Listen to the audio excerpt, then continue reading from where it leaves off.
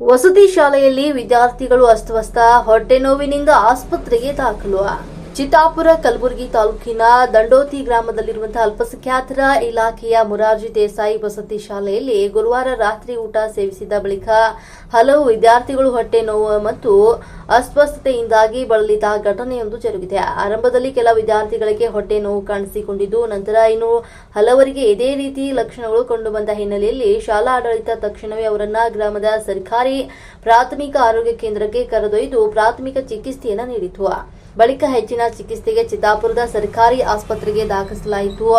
ಘಟನೆ ಮಾಹಿತಿ ತಿಳಿಯುತ್ತಿದ್ದಂತೆ ಅಲ್ಪಸಂಖ್ಯಾತರ ಇಲಾಖೆಯ ಅಧಿಕಾರಿಗಳು ಹಾಗೂ ಕಂದಾಯ ಶಿಕ್ಷಣ ಮತ್ತು ಸಮಾಜ ಕಲ್ಯಾಣ ಇಲಾಖೆಯ ಸಿಬ್ಬಂದಿ ಸ್ಥಳಕ್ಕೆ ಭೇಟಿ ನೀಡಿ ವಿದ್ಯಾರ್ಥಿಗಳ ಚಿಕಿತ್ಸೆಗೆ ಒಂದು ಅಗತ್ಯ ಕ್ರಮ ಕೈಗೊಂಡು ಆಂಬ್ಯುಲೆನ್ಸ್ ವ್ಯವಸ್ಥೆ ಮಾಡಿ ಮಕ್ಕಳನ್ನ ಆಸ್ಪತ್ರೆಗೆ ಸ್ಥಳಾಂತರ ಮಾಡಲಾಯಿತು. ವಿದ್ಯಾರ್ಥಿಗಳ ಆರೋಗ್ಯದಲ್ಲಿ ಉಂಟಾದ ಈ ಸಮಸ್ಯೆಯಿಂದಾಗಿ ಪಾಲಕರಲ್ಲಿ ಆತಂಕ ಮನೆ ಮಾಡಿದೆ.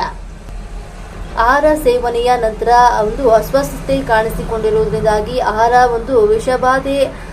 ಆಹಾರದಲ್ಲಿ ವಿಷಬಾಧೆ ಸಂಭವಿಸಿರುವಂತಹ ಶಂಕೆ ವ್ಯಕ್ತವಾಗಿದ್ದು, ನಿಖರ ಕಾರಣ ಪತ್ತೆ ಹಚ್ಚಲು ಅಧಿಕಾರಿಗಳು ತನಿಖೆಯನ್ನು ಆರಂಭಿಸಿದ್ದಾರೆ. ಈ ಕುರಿತು ಪ್ರತಿಕ್ರಿಯಿಸಿದ ಅಧಿಕಾರಿಗಳು, ಕೆಲ ವಿದ್ಯಾರ್ಥಿಗಳ ಆರೋಗ್ಯದಲ್ಲಿ ಏರುಪೇರಾಗಿದ್ರೂ ಕೂಡ ಚಿಕಿತ್ಸೆ ಬಳಿಕ ಚೇತರಿಕೆ ಕಂಡು ಬಂದಿದೆ.